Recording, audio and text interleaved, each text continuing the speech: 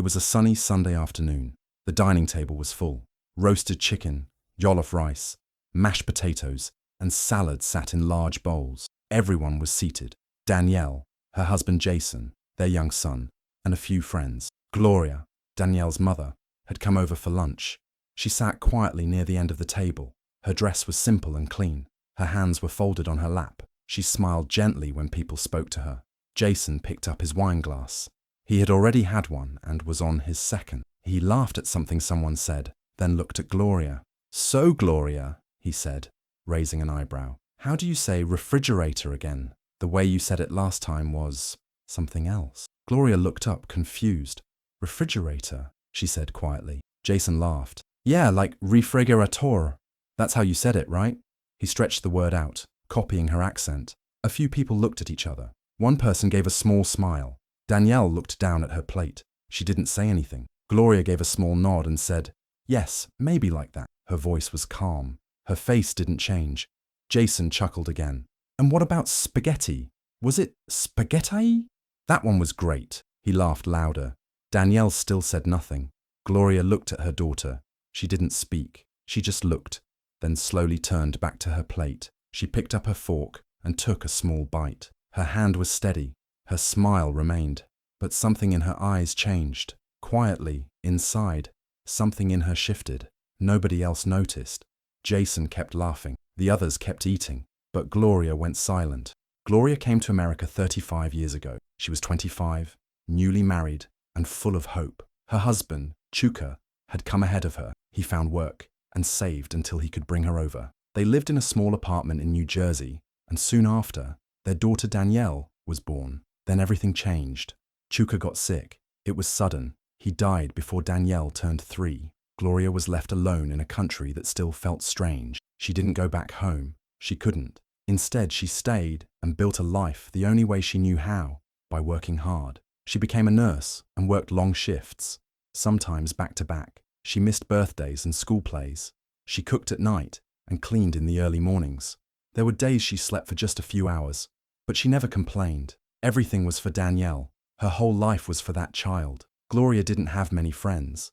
Her accent made people speak slower to her, like she didn't understand. She understood. She just didn't talk much.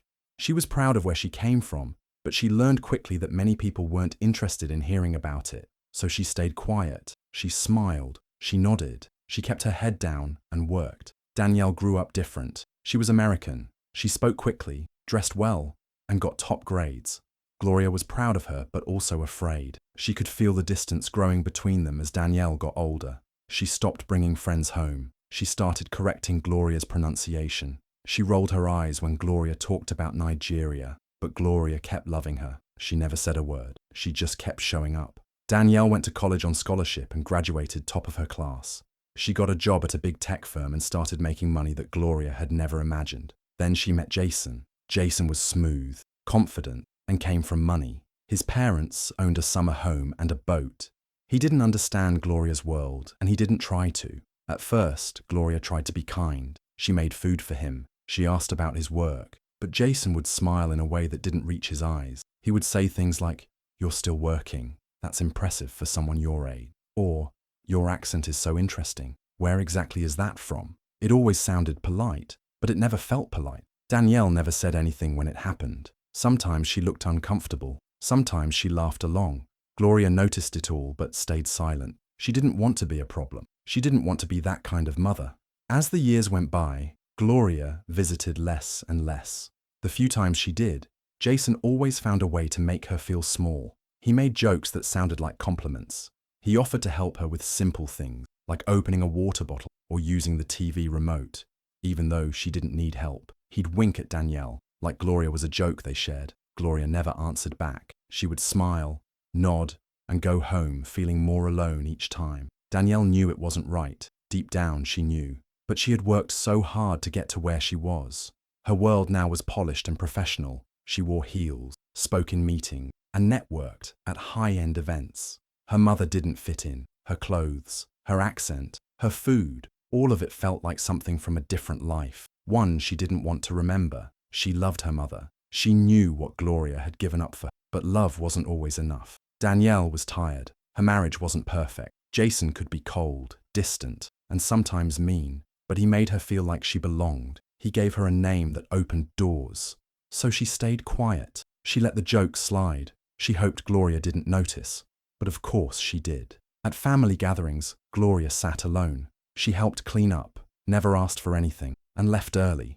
She would hug Danielle, kiss her grandson, and whisper, "God bless you, my dear," before stepping into her Uber. She always left with a small smile, but that smile carried years of pain, not the kind that screams, but the kind that grows slowly, quietly, until one day it cannot be ignored. Jason didn't see Gloria as a person. To him, she was Danielle's mother, nothing more. An immigrant woman with a strange voice and old-fashioned ways. He didn't think he was cruel. He thought he was clever. He believed his jokes were harmless. That's what made them dangerous. And Danielle, caught in the middle, felt something slipping away, something she couldn't name. Her mother's warmth, maybe. Her own roots. The quiet strength that had once carried her through so much.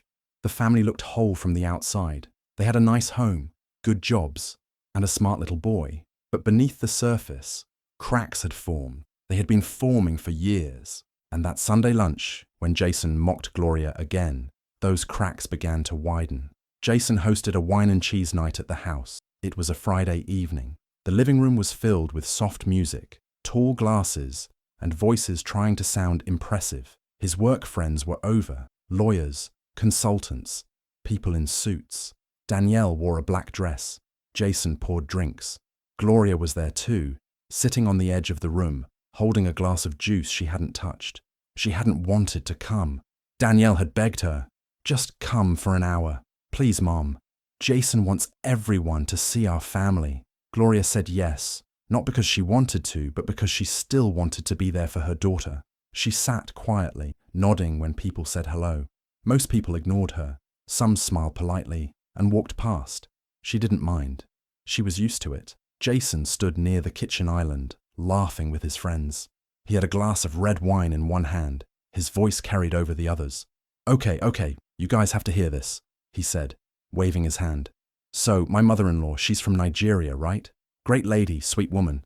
But man, the first time I heard her try to say broccoli, I almost died." He started to act it out. "She goes like, broccoli, like it's a whole ceremony." His friends laughed. A few tried not to. One of them glanced at Gloria. Jason kept going. "And when she says comfortable, it's like comfortable, like every syllable needs attention." He laughed louder. Danielle gave a small, nervous laugh. "Jason," but he didn't stop. No, I love it. It's like music, like dramatic poetry." Gloria sat still. She didn't say a word. She looked straight ahead, her face calm. Her hands rested on her lap. Someone changed the topic. The room moved on. Jason went to refill drinks. Danielle walked over and touched her mother's arm. "Are you okay?" Gloria looked up. She gave a soft smile. "Yes, I'm fine. I'll leave now. Thank you for inviting me." Danielle looked confused. "Already?" Gloria stood up slowly. "Yes. Please tell your guests good night." She picked up her purse and walked to the door. No one stopped her. Jason didn't even notice she had left. She got into the car quietly. The driver asked, "Home, Mom?" She nodded. That night, Danielle barely slept. Something in her mother's voice had felt different. It wasn't cold. It wasn't angry. It was just final. The next morning, she woke up to a voice message. "Danielle, my daughter, I love you. I have always loved you. Everything I ever did was for you. I am not angry. I am tired. Tired of pretending I don't hear. Tired of laughing with people who laugh at me. Tired of sitting in rooms where my name is just something to play with. I won't be coming again. Not because I hate you, but because I am learning to love myself too." The message ended there. No extra word, no tears, just quiet truth. Danielle sat at the kitchen table holding her phone. Her eyes were wide, her hands still. Jason walked by, sipping coffee. "What's wrong?" he asked. Danielle didn't answer. Something had changed. Something inside her mother had finally spoken. And this time, Danielle heard it. Danielle sat at her desk staring at her screen, but her mind wasn't on work. She kept hearing her mother's voice in her head. The voice note played again and again in her memory. Every word carried weight.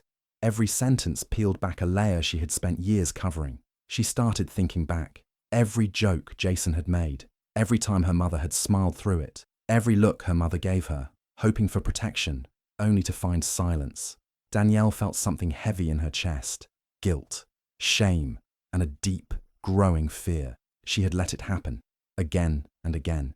But even as the guilt built, she didn't know how to speak. Jason had a way of flipping things, of making her doubt what she knew was true. He'd say, "It was just a joke," or "Your mum's too sensitive," or "You're overthinking it." And slowly, she had stopped trusting her own feelings. Meanwhile, Gloria began to change. She didn't say anything to Danielle, but her days looked different. She woke up early. She began volunteering at a free clinic downtown. She joined a small church group that met on Tuesdays.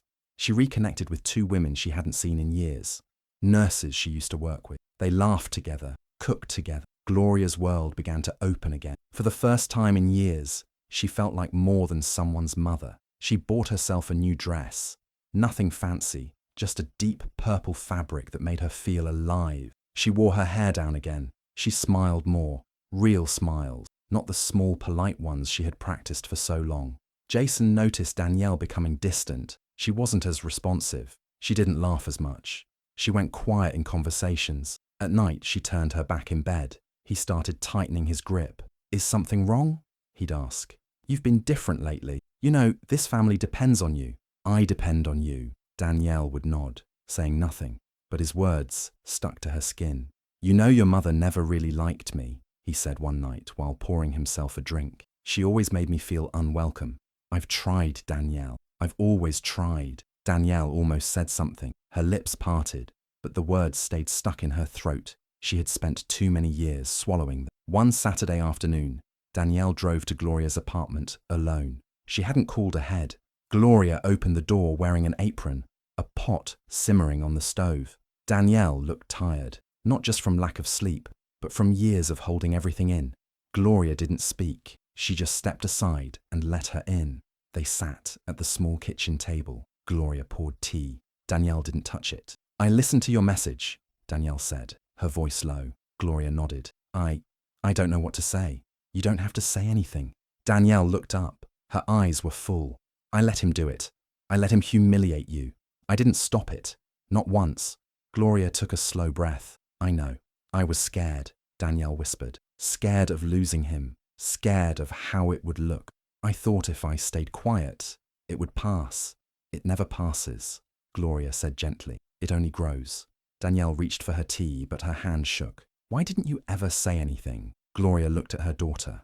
Her eyes were soft but steady. "Because I thought, if I stayed quiet, you would still let me stay close. Because I didn't want to be the mother who made things harder." Danielle's face broke. "I made you feel small." Gloria reached out and held her hand. "You made me proud, even when it hurt, even when you forgot where you came from." There was silence between them, not heavy, just full. "I want to fix this," Danielle said. "Then begin by not letting it continue." Danielle nodded. Outside, the city moved on. Inside, something had shifted. Not fixed, not healed, but shifted. And for the first time in a long time, Danielle didn't feel alone. Thanksgiving came with its usual noise. Big table, too much food, too many opinions. Jason's parents had flown in. His sister and her husband were there. The house smelled like turkey and cinnamon candles. Danielle moved through the kitchen, setting out plates, checking the oven. Her face was calm, but her thoughts were not. Gloria had politely declined the invitation. "Thank you, my dear," she had said on the phone. "I'll be fine here. You have a good evening." Danielle didn't push. She knew why. Jason didn't ask about Gloria once. He didn't even mention her name. Dinner began. People filled their plates. The wine flowed. Jason was in his element, telling stories, making jokes, charming his father, bragging about his firm's latest deal. Then, somewhere between the second glass of wine and the start of dessert, it happened. Jason picked up his glass, raised it slightly and said, "You know, it's kind of peaceful without Gloria here, right?"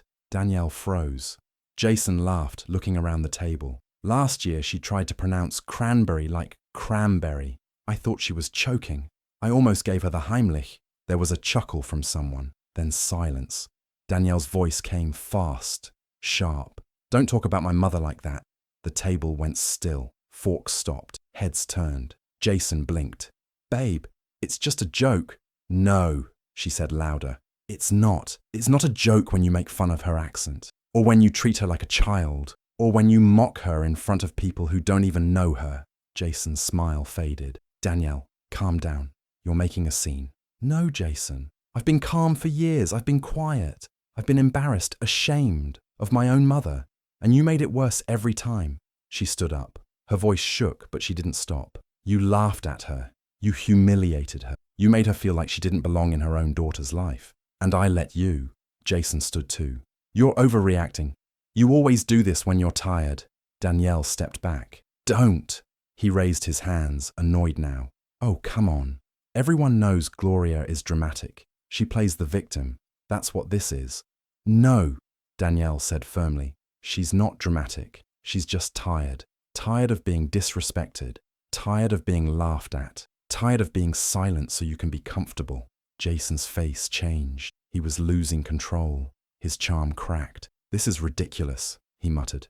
You're ruining Thanksgiving. Danielle looked at her son. He was sitting quietly in his chair, eyes wide. She reached for him. Put your shoes on, sweetheart. We're leaving. Jason stepped forward. Where are you going? Danielle didn't answer. She helped her son into his coat, grabbed her keys, and walked to the door. Jason followed her. You're not thinking clearly. You're upset. Let's talk about this tomorrow. She turned to him. I'm going to my mother's. Jason stood in the doorway, stunned. You're really doing this? Danielle looked at him one last time. I should have done it a long time ago. She left. That night, Gloria opened her apartment door to find Danielle standing there, eyes red, holding her son in one arm and a small bag in the other. I'm sorry, she whispered. Gloria stepped aside, held the door open wide, and said, Come in, my dear. They didn't talk much that night. Gloria made tea. Danielle sat on the couch, her son asleep beside her. She cried quietly, and Gloria sat next to her, holding her hand. Outside, the world kept moving, but in that small apartment, something had finally stopped. A cycle of silence, of shame, of swallowed words. And something else had begun. Danielle filed for divorce quietly. No big announcement, no fight. She called Jason, told him her decision, and didn't argue when he tried to talk her out of it. She had already spent years in silence. She didn't have to explain anymore. The weeks that followed were hard. She moved in with Gloria for a while. Her son slept in the room where Danielle grew up. The apartment was small, but it felt safe. At night, after her son went to bed, Danielle and Gloria sat at the kitchen table, sipping tea. They talked. Danielle asked questions she had never asked before, about her mother's life, about Nigeria, about what it was like coming to America alone, with a child and a broken heart. Gloria spoke slowly, honestly. She talked about the nights she worked 2 jobs and still worried about rent. She talked about the loneliness, the racism, the dreams she had quietly let go of. Danielle listened. She didn't interrupt. She didn't correct. She just listened. One night, while chopping vegetables for dinner, Danielle looked at her mother and said, I didn't know you were this strong. Gloria smiled. That's because I never made noise about it. They started cooking together. Gloria taught Danielle how to make dishes she used to rush past as a teenager. Jollof rice, pepper soup, egusi. They laughed over spice measurements and oil stains. Danielle's son stood on a stool, watching, sometimes stirring. Something was being rebuilt.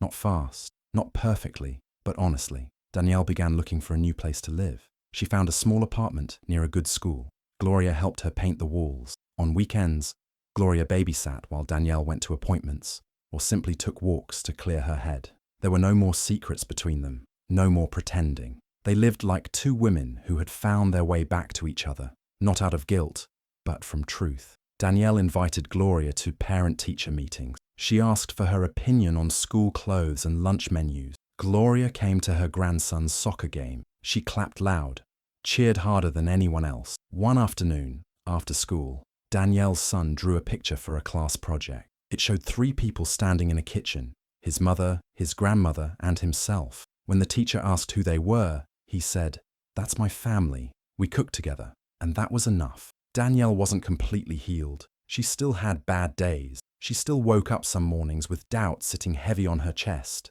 But she was learning to trust herself again. She was learning that it was okay to start over. And Gloria, she walked lighter now. Her voice was stronger. Her smile no longer carried the weight of silence. They didn't talk about Jason much anymore. He became something in the past. a shadow that no longer reached the places they had now built. They existed not as mother and daughter weighed down by pain, but as women who had learned to see each other clearly, equal, whole, and finally free. The dining table was full again, but this time it felt different. The laughter was warmer, the faces softer, the air lighter. It was Gloria's birthday, and Danielle had planned everything: her favorite dishes, her favorite music, her favorite people. The apartment was small, but it was filled with love. Gloria sat at the center of the table, wearing a bright yellow dress. Her hair was pulled back, her earrings small and simple. Her grandson sat beside her, feet swinging from his chair. There were no speeches planned, no grand announcements, just joy. But after dessert, her grandson stood on his chair, holding a small paper in both hands.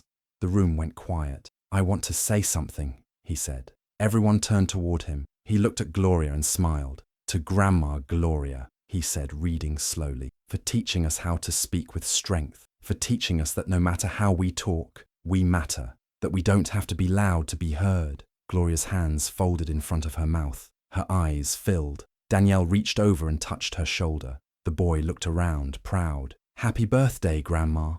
Everyone clapped. Gloria stood up slowly. She looked at her daughter, then at her grandson, and she said softly but clearly, with or without accent, "Our voice is our power." The room stayed quiet for a moment, not out of silence but respect. Then someone raised a glass, and another, and the night went on, with laughter, with stories, and with voices that didn't need to be changed to be honored. Gloria sat down again, smiling fully now. She was home, she was seen, and for the first time in a long, long time, she was completely at peace. Hey besties, thank you so much for watching till the end. If you felt this story, please like, comment your thoughts, and don't forget to subscribe. Love you, bye.